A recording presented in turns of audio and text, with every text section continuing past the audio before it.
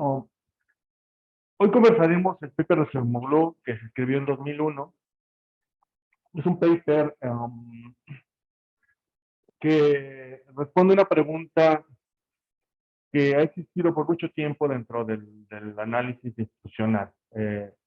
Sobre todo aquellas personas que hayan trabajado o que tengan en mente, por ejemplo, trabajar un proyecto de tesis relacionado con la relación que guardan las instituciones con el desempeño económico, probablemente es un paper que es inevitable, ¿no? Bien, entonces empecemos un poco con la discusión de qué planteó Acemoglu. Bien, Acemoglu encontró la siguiente relación. Empecemos por esta gráfica. Lo que encontró Acemoglu es lo siguiente. Él dice, bueno, eh, lo que podemos observar en los datos es que en el eje de las X, por ejemplo, tengo el promedio del riesgo de expropiación en los países, y en el eje de las Y tengo el PIB per cápita de 1995. Entonces, la pregunta que se hace Moblú es decir, si pensamos que el promedio de expropiación, el riesgo de expropiación es una variable indicadora de qué tan solventes son las instituciones, pensemos un poquitito como cómo hemos concebido la historia económica en general, ¿no? La historia económica en general nos dice que eh, una, um, que la principal razón por la cual el capital se puede desarrollar es por mantener los derechos de propiedad, ¿sí? Es decir, mientras los derechos de propiedad estén salvaguardados, básicamente el capital puede prosperar. Es un poquitito la idea que tenemos en general los que estamos de la rama de las ciencias sociales. Eh, entonces, dice, bueno, entonces, si el riesgo de expropiación, digamos, es entre más alto es el riesgo de expropiación, entre más alto es el riesgo de expropiación, más alto es el índice, es menos probabilidad de expropiación hay. Si el índice es muy bajo, es más probabilidad de expropiación. Sí, esa es como se debe de leer el índice. Entonces, los que están muy cercanos a 10, por ejemplo, son Estados Unidos, Canadá, Nueva Zelanda, creo que Singapur y Australia, si no me recuerdo, son los que tienen un índice de expropiación, que significa que son sólidas instituciones y que los derechos de propiedad se mantienen, ¿sí? Eso, la observación, lo que nos dice también es que esos países, esos 5 países que están allá arriba, también tienen la característica de que tienen un PIB per cápita alto, ¿sí?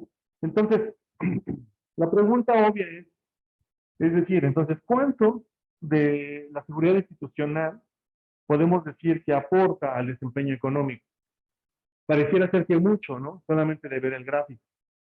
Eh, pero Acemoglu se da cuenta de que, bueno, no solo Acemoglu, sino Acemoglu, Johnson y Robinson, que son sus autores, que por cierto hay un libro muy interesante que se llama ¿Por qué los países fracasan?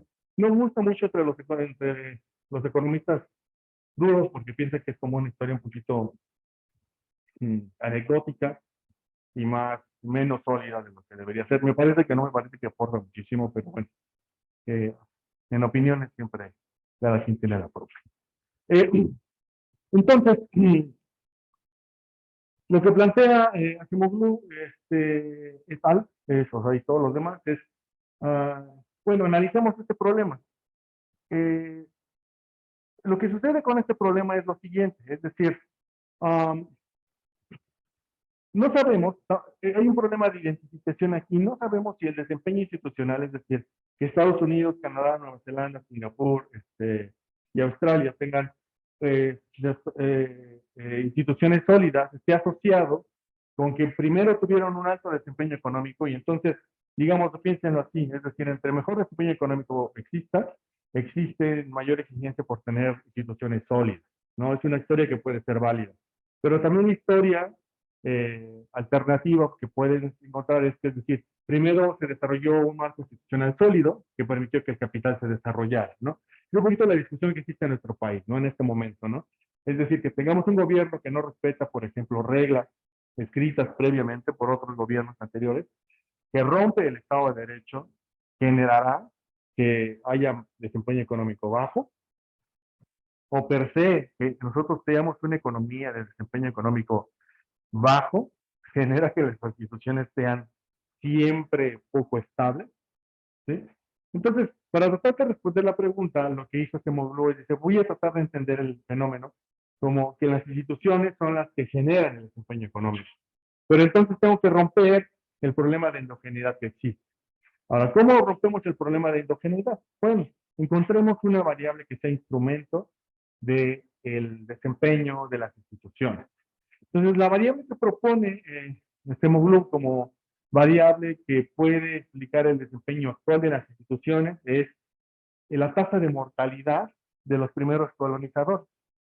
Entonces, hay una gráfica que Acemoglu presenta en su paper, que es esta gráfica que voy a mostrar ahora, que básicamente lo que ustedes pueden ver aquí es que el logaritmo, por ejemplo, de la tasa de mortalidad de los primeros colonizadores es, entre más alta es la tasa de mortalidad, el PIB per cápita es más bajo, ¿sí? Y entre más baja es la tasa de mortalidad, el PIB per cápita es más alto. Noten quiénes están aquí arriba, por ejemplo, está Australia, Nueva Zelanda, Estados Unidos, quienes, ay, tal vez sea con Canadá, y los otros dos no alcanzo a distinguir bien quiénes, ¿vale?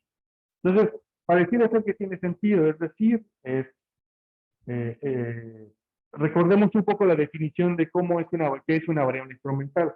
Para nosotros una variable instrumental es una variable que no está correlacionada con el término de error de la regresión que estamos planteando, pero que sí está correlacionada con la variable que en principio es endógena, ¿sí? Nuestra variable endógena es el desempeño institucional. Entonces, y como propuesta de candidato de variable instrumental es el logaritmo de la tasa de mortalidad de los primeros colonizadores. Entonces, la lógica que plantea Acemoglu es la siguiente. Es dice, lo que ocurre es que, digamos, que la tasa de mortalidad de los primeros colonizadores es, es determinante de la colonización, ¿sí? O del proceso de colonización. Ahora, los colonizadores crearon un conjunto de instituciones primarias que a su vez son la base de las instituciones actuales, ¿sí? Entonces, por lo tanto, estas instituciones actuales pueden explicar el desempeño económico actual. Esa es la que sigue. ¿Vale? ¿Dudas con esto aquí? Parece que tiene sentido, ¿no? Lo que plantea Mobló aquí. ¿Vale? Entonces, volvemos ahora al análisis estadístico que vamos a plantear. Lo que voy a hacer a continuación, voy a hablar del paper de Mobló un poquito en general. No voy a desarrollar todo el análisis que hacen los autores. Voy a hacer solamente como la extracción de lo que yo considero más relevante del paper. Yo los invito a que hagan una lectura más profunda del documento en la medida de lo que ustedes. ¿Vale? Entonces, lo primero que voy a hacer es lanzar mi Jupyter Notebook. Entonces, mi Jupyter Notebook va a estar primero déjenme localizar mi nota. Aquí está la clase. Entonces, yo tengo un ambiente en el que estoy trabajando que es Python Data y Jupyter Notebook. Vale, entonces voy a trabajar con clase 2, variables instrumentales, y voy a trabajar con el Jupyter Notebook que se llama regresión lineal y en Python y variables instrumentales y variables proxy. ¿Vale? Si lo quieren abrir en Colab, hacemos lo que habitualmente hacemos, entramos a Colab, le decimos que de momento no queremos abrir ningún anterior, le decimos que vamos a subir un cuaderno, elegimos nuestro cuaderno, ¿dónde está la clase? Aquí está. Elegimos nuestro cuaderno que queremos subirle. Y aquí está. ¿Sí? Yo para mantener un poquito que la mayoría de los que estamos aquí presentes en el salón, estamos trabajando en Colab, muy probablemente voy a seguir trabajando en Colab. Sin embargo, lo que yo voy a hacer en Colab debería de poder hacer sin ningún problema este, en Jupyter Notebook. ¿Vale? ¿Dudas hasta aquí este punto? Vale. Entonces, trabajemos con el documento. Entonces, como les dije, el paper es de Acemoglu, Johnson y Robinson. Es un paper escrito en la revista en la que todo economista quiere escribir, que es el de American Economic Review. La versión en español la pueden encontrar también la versión en español. Es básicamente una traducción literal de lo que es el documento original. Es un paper que se volvió muy popular en los principios de este siglo. Bien, ¿qué es lo que vamos a hacer hoy? Vamos a hacer la discusión que hizo Acemoglu, vamos a trabajar con los datos que incorpora Acemoglu en su trabajo. Entonces analizaremos primero el problema que tiene de incluir una variable que es endógena, corregiremos por endogeneidad y propondremos una regresión que debería ser, que ya no debería conseguir considerar endogeneidad y por lo tanto los coeficientes deberían estar corregidos por ese efecto. Y entonces, al final lo que vamos a tener es un poquito el entender el efecto que tiene que una variable sea endógena y cómo es que ese efecto se percibe claramente en los coeficientes. Bien, entonces, primero, muy probablemente vamos a tener un problema con la instalación de bibliotecas. Vamos a ver cuál nos reporta aquí cuál que no puede instalar. Eh, Pienso que todas debería poderlo instalar, pero vamos a ver.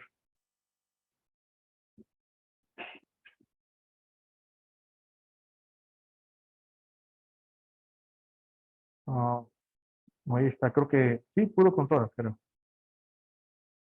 No, no puedo instalar, en mi caso, Linear Model, ¿sí? Entonces la voy a instalar, la voy a forzar con el pip install. Como siempre, le damos aquí pip install. Y aquí le damos quién es la biblioteca que no se puede instalar, que en este caso es Linear Model. Decimos que se instale.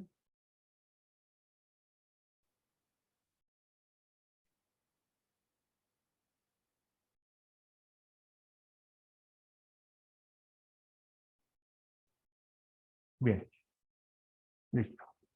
Ahora sí, ya funciona. ¿Vale? ¿Dudas hasta este punto? Ok, vale. Bien, entonces vamos a trabajar con la base de datos. La base de datos, aquí tengo un pequeña descripción de lo que va a ser la base de datos. Vamos a trabajar con la tabla que se llama Make Table One. Entonces lo que voy a hacer es darle aquí en la carpetita y voy a cargar aquí en este punto esa tabla. Entonces voy a mi carpeta y mi carpeta busco un MyTable1 y la arrastro simplemente para acá. Esto únicamente para los que estamos en Colab. Los que están trabajando en local no deberían tener este problema y deberían de poderlo ejecutar sin mayor problema. Entonces le damos run y se cargan los datos, ¿no? Entonces tenemos aquí la información. Entonces tenemos diversa información. Yo en este momento lo que me voy a enfocar es básicamente en la columna que se llama ABPR, que es básicamente la abreviación de Average Protection, Cyber Protection, sí, que es básicamente la tasa de protección contra expropiación. Eh, y voy a trabajar con el log PPT de 1995, que es básicamente. Sí,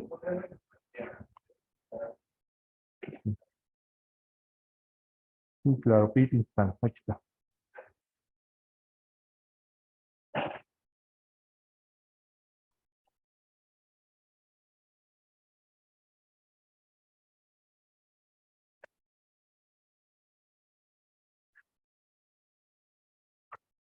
Bien,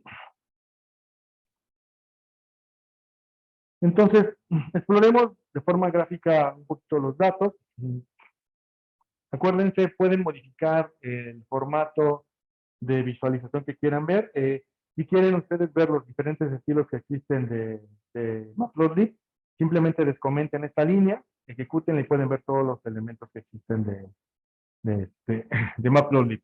Yo voy a trabajar con un Seaborn paper, que es básicamente la idea como replicar más o menos como lo que sería un trabajo en blanco, ¿no?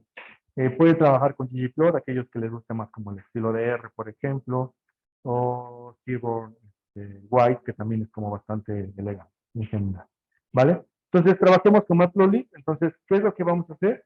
Le decimos, tomemos la biblioteca Matplotlib, le vamos a decir que el estilo que utilice es un Seaborn Paper. Luego le decimos que queremos graficar el data frame que se llama DS1. Decimos que sea un plot, que utilice en el eje de las X la variable que se llama Average Protection Risk, y el logaritmo del PIB per cápita de 1995. Queremos que el tipo de gráfico sea un scatter y que queremos que en el título le ponga gráfica 1, gráfico de dispersión. ¿Vale? Le podemos cambiar el título que queramos, pero es básicamente lo que vamos a hacer. Y al final le decimos, Matplotlib, muéstranos el gráfico. ¿Vale? Eh, y este es en general el gráfico que originalmente habíamos conversado, ¿no? Entonces, la relación que guarda la protección de riesgo de expropiación con el desempeño económico. Ahora, planteamos entonces un modelo bivariado.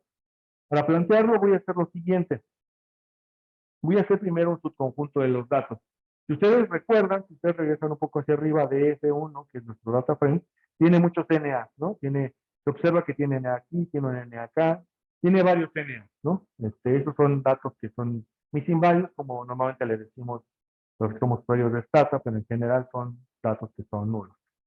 Bien, nos vamos a deshacer de ellos. ¿Cómo lo vamos a hacer? Lo vamos a hacer de la siguiente manera. Le voy a decir data frame 1 punto drop NA. Lo que le estoy diciendo es quiero que del data frame 1 elimines los NA y quiero que hagas un subconjunto que únicamente que elimines los NA, pero que estén en estas dos columnas.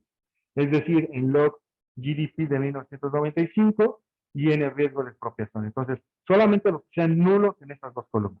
Puede haber nulos en otras columnas y eso no importa, se pueden quedar. Lo que no quiero es que en estas dos columnas haya nulos. Y esa es la excepción que le estoy dando. Y esto lo voy a guardar en un objeto que se va a llamar df1 subset y tendría este objeto. ¿Vale? Ahora, noten que aquí ya no tengo ningún tipo de missing value o dato nulo en estas dos cosas. Ahora, ¿qué es lo que voy a hacer? Además voy a hacer otro subconjunto. Voy a tomar mi data frame que se llama df1 subset y voy a hacer un subconjunto otra vez. ¿Cómo hago un subconjunto? Le digo, quiero que de la columna que se llama base eco, solamente tomes aquellos que tienen el valor de 1. Entonces, en la columna que se llama base eco, solamente los que tienen el valor 1. Y eso va a ser de df1 subset, ¿no? Ahora bien, en clases pasadas les había explicado que pueden utilizar el comando get para que les muestre los primeros 5. Si quieren ver los últimos, es con el comando tail. ¿Sí? Muy sencillo, ¿no? Get, encabezado, tail, los últimos.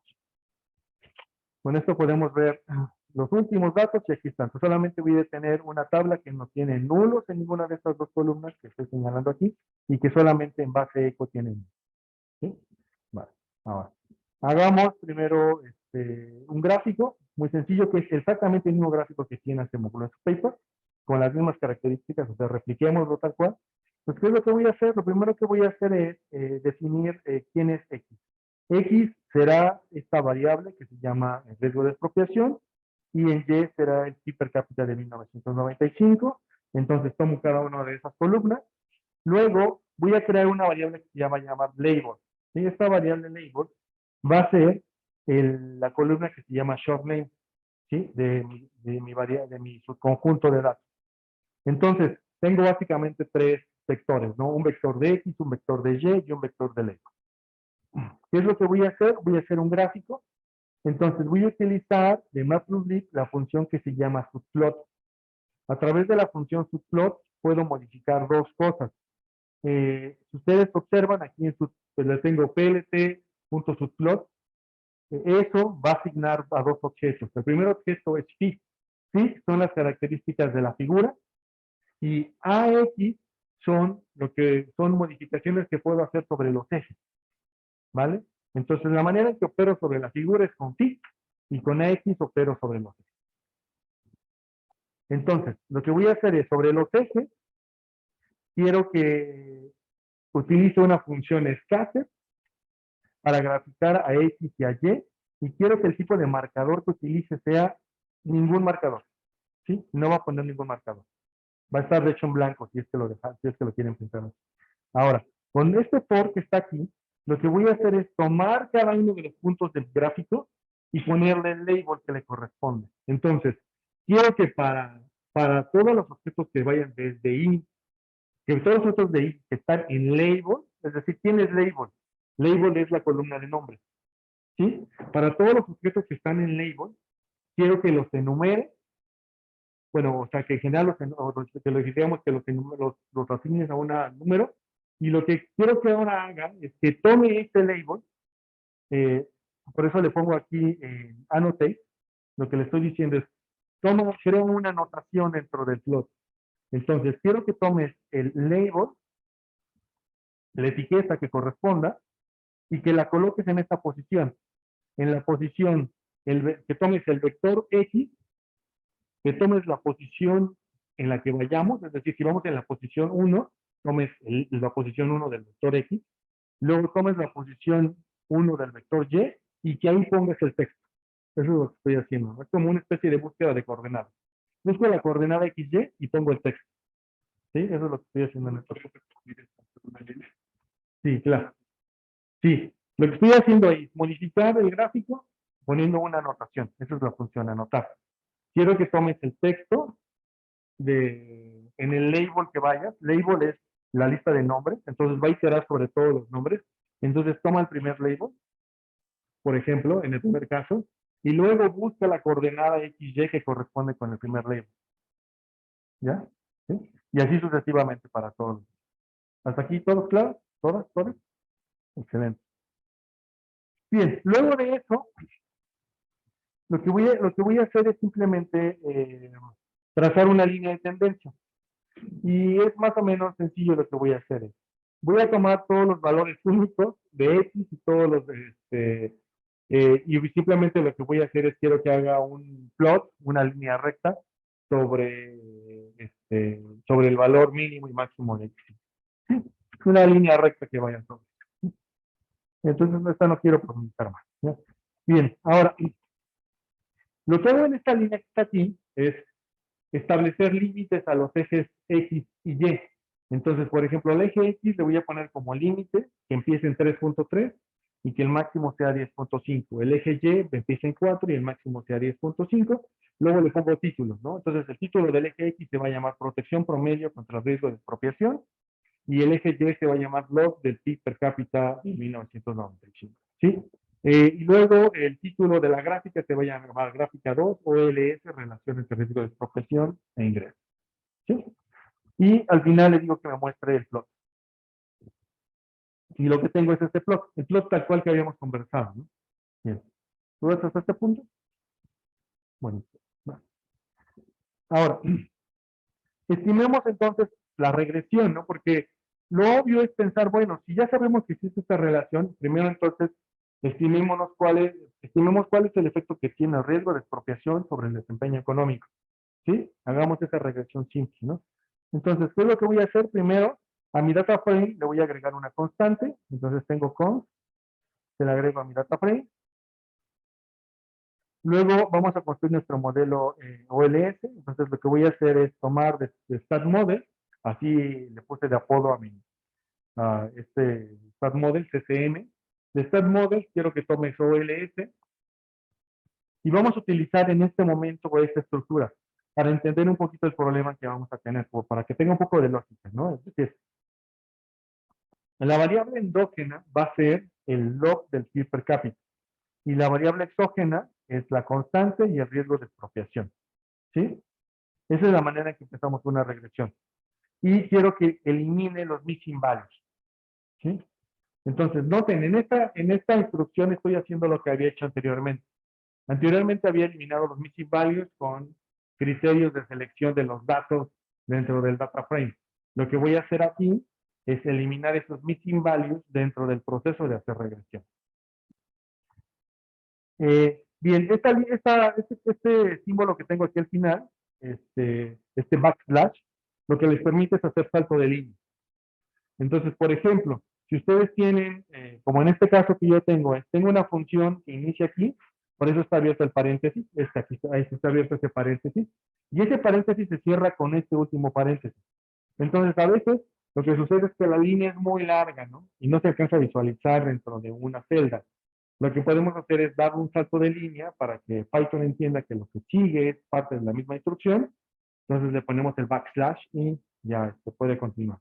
Esta es una desventaja que tiene Python, desventaja que no tiene, por ejemplo, R. En R podemos dar el salto de línea y hasta donde pongamos el bracket, el corchete, o la llave, o el paréntesis que cierra la instrucción, hasta ahí entiende R que termina la instrucción.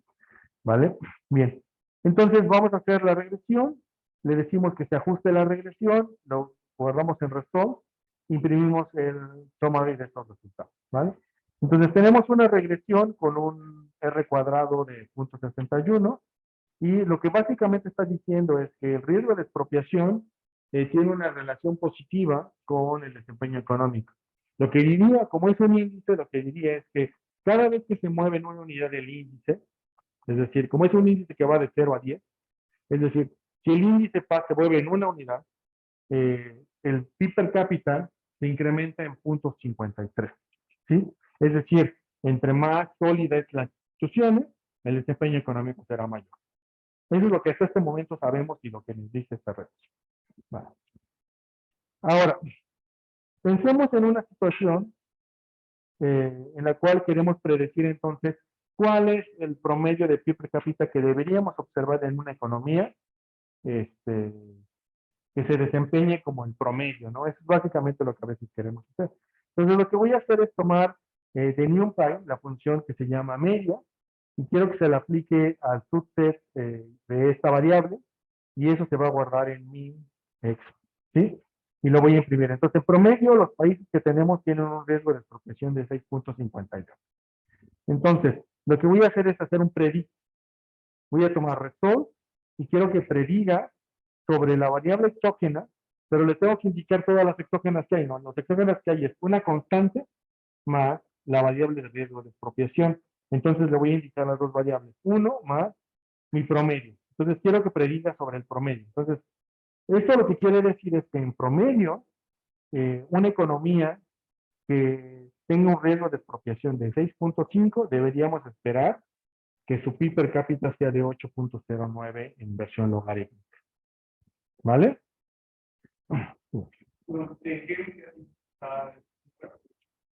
En logaritmo. Sí, son dólares, según yo recuerdo, de 1995. ¿Vale? Ahora,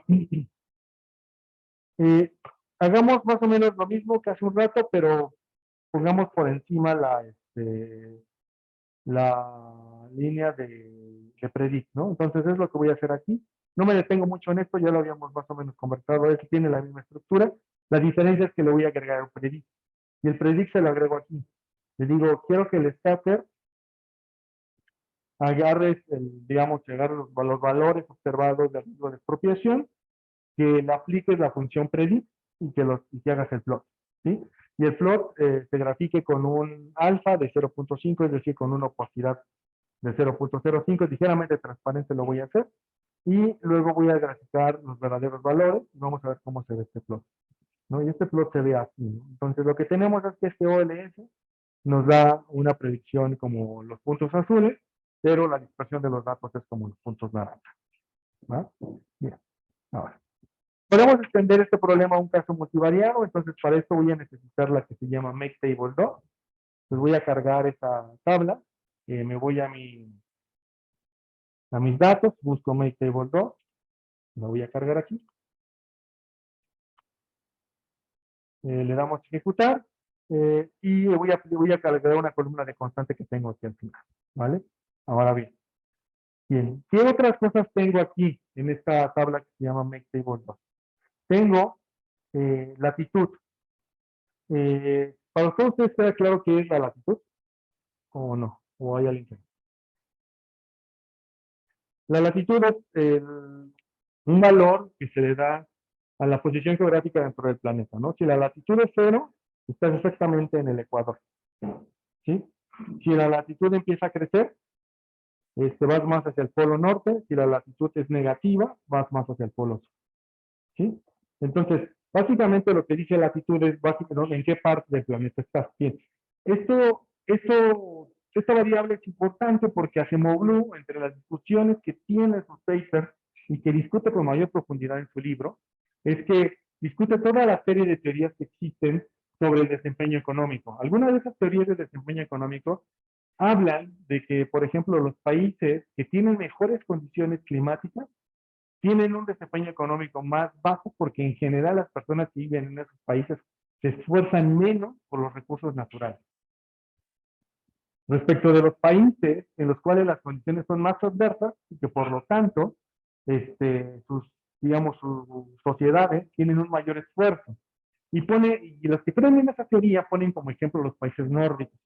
Dice, los países nórdicos, por ejemplo, tienen épocas en las cuales no se puede hacer ningún tipo de actividad porque básicamente la tierra se congela, ¿sí? Entonces no se puede producir nada. Pero tienen un periodo muy corto en el cual tienen que aprovechar y producir todo lo que deberían consumir durante un año. Es básicamente la teoría, ¿no? Un poquitito medio rara, seguramente encontrará en contraejemplos, como quien, como la gente que vive en Siberia, debería tener un desempeño económico alto, pero eso no es cierto, ¿no? Entonces, pues lo que tratan de hacer Hacemos Blue es probar si de verdad este tipo de teorías son válidas, ¿no? Por eso incluye la actitud, porque en la medida en que la actitud esté más positiva, estás más al norte, es una zona más difícil para sobrevivir. Por ejemplo, pone como ejemplos positivos Canadá, donde Canadá tiene un alto desempeño económico y tiene épocas donde el desempeño económico se puede, digamos que la actividad económica se puede desarrollar poco, tiene ciudades que incluso están diseñadas para vivir por debajo. Montreal, por ejemplo, es un caso, este, por debajo de la tierra para poder tener actividades todo el año, ¿no? Eh, Bien, ¿qué otro tipo de variables tiene? Tiene, por ejemplo, variables como continentes. Las variables de los continentes tratan de controlar la teoría que existe sobre el tipo de colonialismo que enfrentó cada país.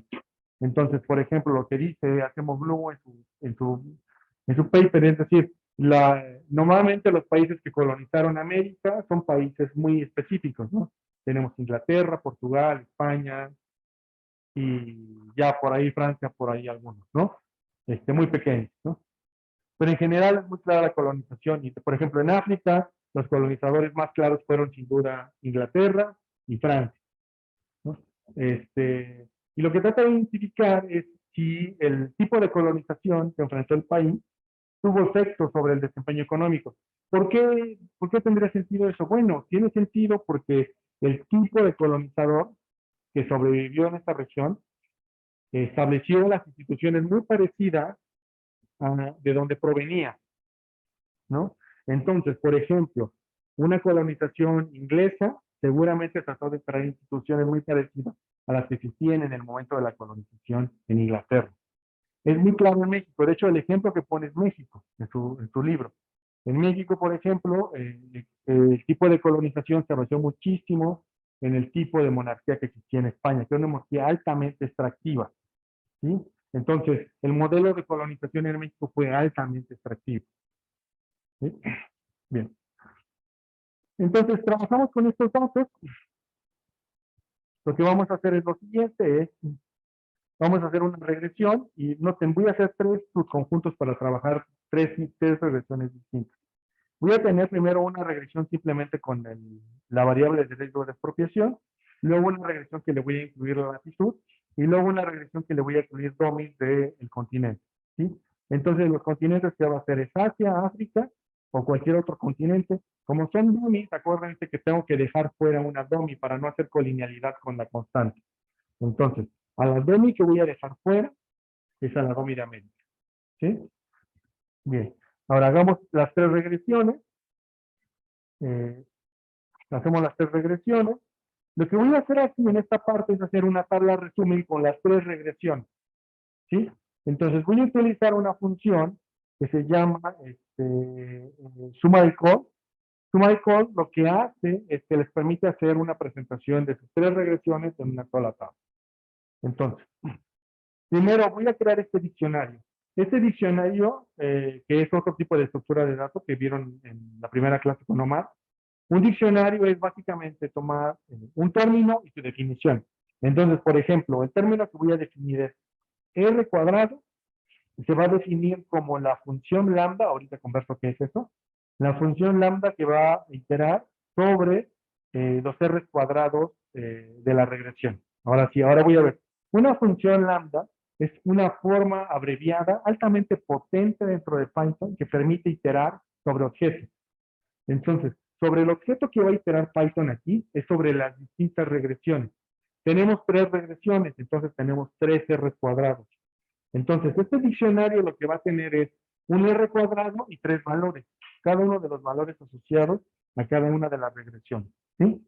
Luego, voy a tener número de observaciones igual, voy a tomar la función lambda y quiero que itere sobre las regresiones y que tome el objeto que se llama NOP, que es el número de observación, ¿sí? Entonces voy a tomar el objeto R cuadrado y el objeto NOPS, ¿vale?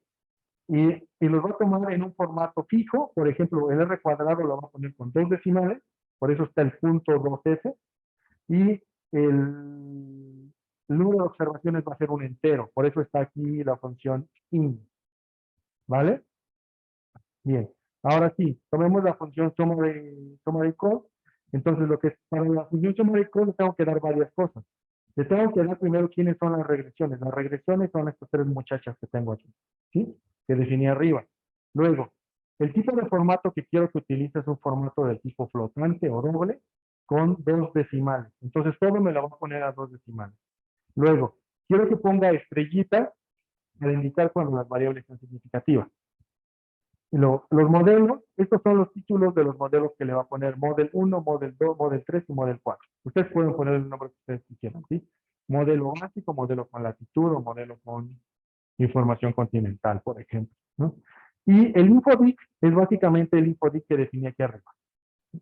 Y las regresiones, quiero que utilice este orden. Primero ponga la constante, luego ponga el coeficiente asociado al riesgo de expropiación, luego la latitud, Asia, África. Esa es la manera en que quiero que ponga los resultados. Y quiero que la titule de esta manera. Ejecutamos y tenemos nuestros resultados, ¿no? Entonces aquí tenemos, por ejemplo, esta es la constante que se mantiene a lo largo de los 3 modelos.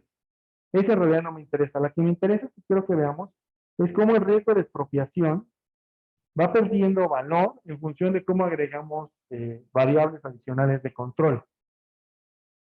Entonces, por ejemplo, pasamos de una situación en la cual pensábamos que el riesgo de expropiación aportaba 0.53 del PIB per cápita, a una situación en la cual, cuando ya controlamos por latitud y por una relación continental, en realidad el riesgo de expropiación aporta 0.39. ¿Sí? Eso en realidad nos debería hacer pensar mal. Es decir, cuando ustedes modelan un fenómeno y agregan más variables de control, es como, de hecho lo conversamos en las primeras clases, es, ¿qué le pasa a una regresión cuando decidimos incorporar más información? ¿Qué le pasa a los coeficientes? Si el modelo está correctamente especificado, en realidad no se deberían mover. Pero si la información es irrelevante, probablemente se sesga el modelo. Entonces, aquí lo que tenemos es un problema de que es posible que haber agregado estas variables adicionales nos estén sesgando los resultados.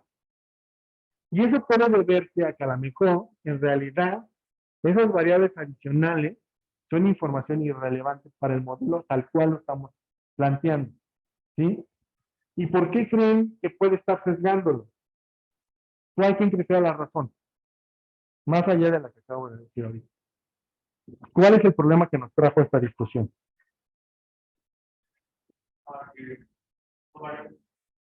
¿Perdón?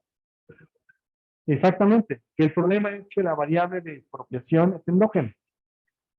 Entonces tenemos que eliminar el efecto de la endogeneidad para ver si con eso podemos corregir esa variación que tiene ese fenómeno, ¿sí?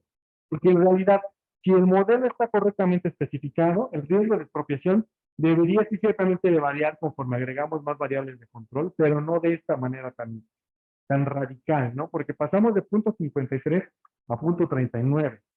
¿Sí? Perdimos muchísimo del valor explicativo o del efecto que tenía esta variable. Entonces vamos a corregir el problema de endogeneidad. Sí, perdón. ¿Qué era? ¿Qué fue? Ah, lambda es una función que te permite iterar sobre objetos. Entonces, por ejemplo, en el primer caso donde estoy ahora posicionado, iteramos sobre el objeto es X y X es cada una de las regresiones. Y sobre cada una de las regresiones extraemos el objeto que se llama R cuadrado. ¿Alguna duda? ¿Alguien más? Vale. Okay. Vamos entonces a corregir nuestro problema de endogeneidad. Entonces, vamos a hacer nuestro mínimo cuadrado en 2 etapas. ¿Cómo trabajamos un mínimo cuadrado en 2 etapas? Tenemos que llegar a esta muchacha, que es básicamente construir una variable z, que son mis variables instrumentales, y llegar a esta variable que está aquí. ¿Sí? Ahora bien, en general, a lo que aspiraría yo es que lleguemos a esta beta GMM que está aquí, es una cosa que voy a discutir un poquitito más adelante, pero variables instrumentales es como el primer paso para llegar a un proceso de estimación que se llama como método generalizado de momentos, ¿sí? Si ustedes recuerdan la manera en que construí el estimador de variables instrumentales, fue reconocer que el valor esperado de cada una de las variables incluidas en mi regresión era la suma. ¿Sí se acuerdan? De que el valor esperado de z por xy es igual a la suma, ¿no? De todas las z que están incluidas. Eso es un método de momentos, si se acuerdan de su clase de estadística 1. Hay una manera de generalizar eso.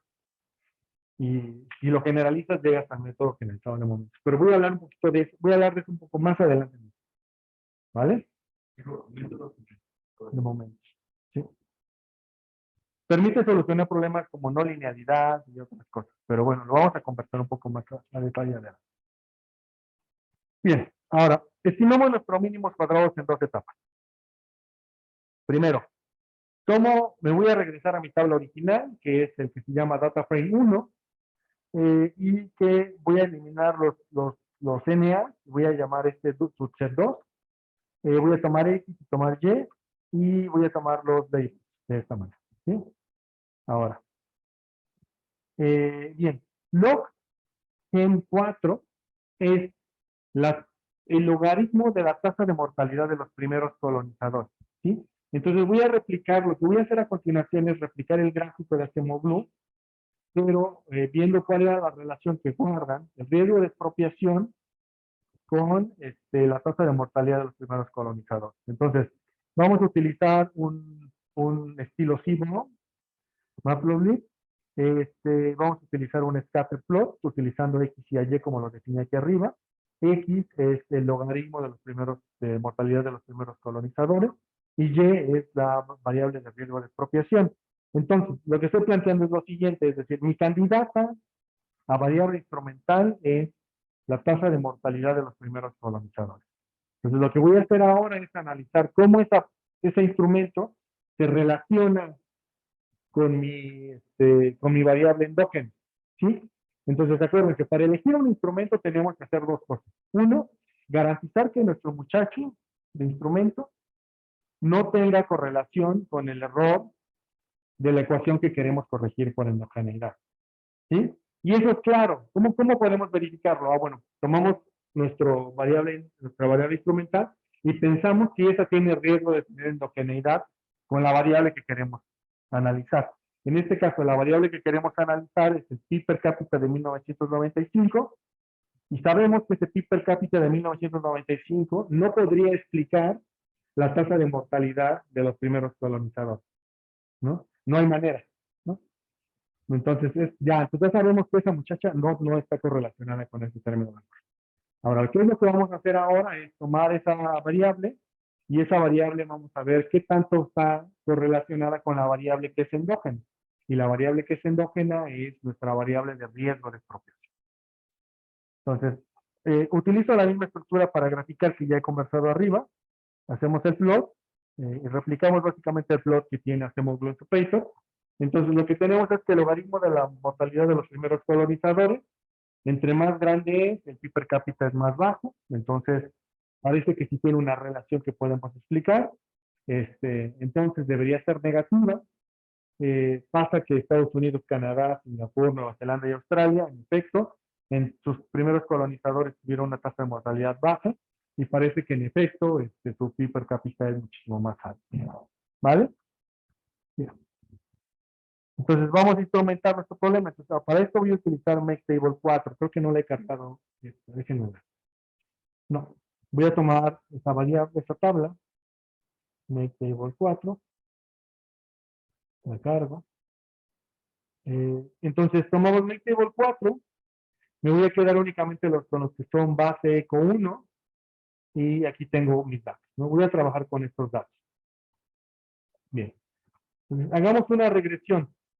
Voy a tomar el DF4, le voy a agregar la variable de 1, que sea la de constante. Voy a tomar un OLS. Y entonces el OLS, lo que voy a hacer es construir un modelo de regresión para la variable que es endógena, en este caso es el riesgo de expropiación. Y el riesgo de expropiación lo voy a poner en función de una constante y de la tasa de mortalidad de los primeros colonizadores. Y le digo que elimine los missing values y que estime esto, ¿no? Entonces le damos run a esto y aquí tenemos nuestra regresión, nuestra primera etapa. Acuérdense, mínimos cuadrados en dos etapas. La primera etapa es una regresión para la variable endógena. La segunda etapa es el modelo que queremos estimar, ¿sí? Entonces, tenemos nuestra regresión para la primera etapa. Y lo que nos dice es que la relación es negativa, así como la gráfica nos había mostrado. El R cuadrado es de este nivel, pues es un poquito bajo, podría ser un problema, pero pensamos que puede ser un buen instrumento, ¿no? Hagamos la segunda etapa. ¿En qué consiste la segunda etapa? Es tomo mi pronóstico del riesgo de expropiación que puedo construir con mi regresión anterior y lo incluyo como regresor. Este nuevo regresor ya no sería endógeno, sería absolutamente exógeno, ¿sí? Y lo voy a incluir. Entonces, ¿qué es lo que voy a hacer? Voy a voy a construir, digamos, predict y voy a crearlo en la columna. Entonces, lo que voy a tener es una columna adicional que son los predicts de la regresión auxiliar que tengo aquí, de la primera etapa, y eso los voy a incluir en la regresión. Ahora, hago una regresión donde es el PIB per cápita de 1995 una constante y los valores predichos del riesgo de expropiación. Y veamos cuánto se corrige. Punto 94. ¿Cuánto nos había dado anteriormente que aportaba el riesgo de expropiación al PIB per cápita? ¿Se acuerdan?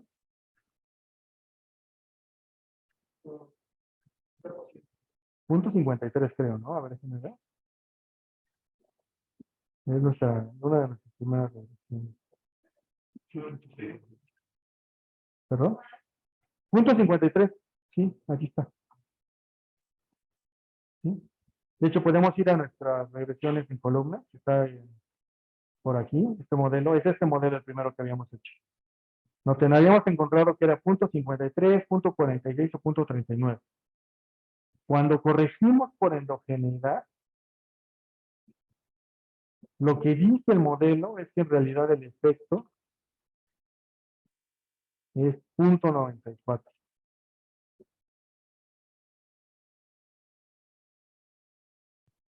¿Sí?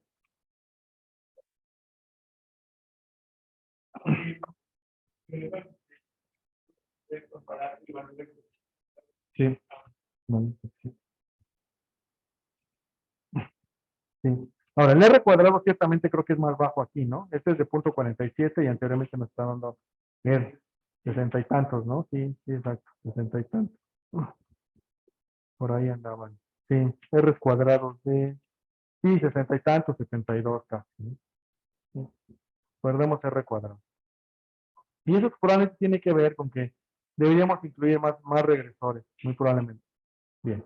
Ahora, esa es la manera en hacerlo a mano, ¿no? Es decir, hago una regresión auxiliar, hago los predicts de esta regresión auxiliar, los incluyo en la regresión que me interesa y estimo, ¿sí? Ahora, ¿cómo lo hago todo eso de una sola vez? Bueno, esto lo voy a hacer con el comando id to step list square, ¿no? Que es este que está aquí, que es el mínimos cuadrados en dos etapas. La manera que le decimos es, la variable dependiente es la que se llama log GDP de 1995. Las variables exógenas es básicamente la constante. La variable endógena es esta variable que se llama riesgo de expropiación. Y el instrumento que vamos a utilizar es la que es el logaritmo este, de la tasa de mortalidad de los primeros colonizadores. ¿Vale? Bien. Esta estimación que tengo aquí, podemos hacerle una corrección por heterocedasticidad si queremos. Por eso lo tengo comentado en la posición donde estoy. Si quitan esa línea de ese gato, o ese gato, pueden corregir la heterocedasticidad eh, por ¿cómo se llama? Por una matriz de White, si quisieran, ¿no? Pero bueno, vamos a hacerlo así, sin corrección. Entonces, hacemos esta estimación y noten que el resultado es exactamente el mismo. 0.94 que haberlo hecho a mano. ¿Sí? Ahora bien, ¿por qué es deseable hacerlo como lo había planteado anteriormente? Bueno, porque muy probablemente lo que queremos es entender cómo quedó la ecuación auxiliar, ¿no? Nos interesaría tal vez. Bien, ahora, ¿qué extensiones podemos hacer aquí? Podemos incluir otros instrumentos. Por ejemplo, si yo quisiera aquí, podría incluir otros instrumentos como latitud y longitud, si yo quisiera, y otras variables como las domis de continentes. Sí, pero...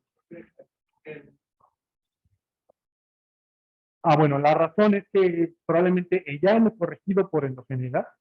Ahora sí, lo que vale la pena es explorar, incluir nuevos regresores. Bueno, regresores adicionales. ¿Sí? Ahora, ya no tendrías el riesgo de que esos regresores adicionales modifiquen los coeficientes por un efecto de endogeneidad. Si lo modifican es por otra razón, pero ya no sería por endogeneidad. ¿Vale? ¿Dudas? ¿Comentarios? Bueno, quiero decir, tenemos que agregar el digamos, a primera vista, por la perspectiva baja, pero pues estamos viendo que creo que un poquito, especialmente por ciento de la variable de hipercapacidad. Cuando los planes son una variable sí. Y que no ven sí. Cuerpo físico. Exactamente. Pues, solo tienes un regresor en este momento. Sí, lo estás interpretando bien. Ahora bien, cuando es un problema que tienen las regresiones que tienen que ver mucho con institucionalidad. Si ustedes algún día tienen oportunidad de trabajar con gente como los politólogos, se van a dar cuenta que sus R's cuadradas son muy bajas. Y la razón es que normalmente los fenómenos institucionales son muchísimo más complejos de lo que nosotros podemos pensar. Pues es decir, en este momento la única variable que yo tengo que explica el desempeño económico es una variable que pienso captura la solidez institucional. Pero algunos más les podrán decir que a lo mejor necesitas un indicador de democracia, ¿no? Para entender mejor la solidez institucional. Y algunos más les dirán, bueno, pero necesitas variables de control asociadas con el desempeño económico propiamente, ¿no? Es, por ejemplo, formación bruta de capital u otra variable, ¿sí? Y por eso es que el R cuadrado es un poquito bajo. ¿Bien? ¿Duda? ¿Comentario? Buenísimo. Bien, voy a detener la grabación. Creo que hasta aquí es lo que quiero llegar hoy.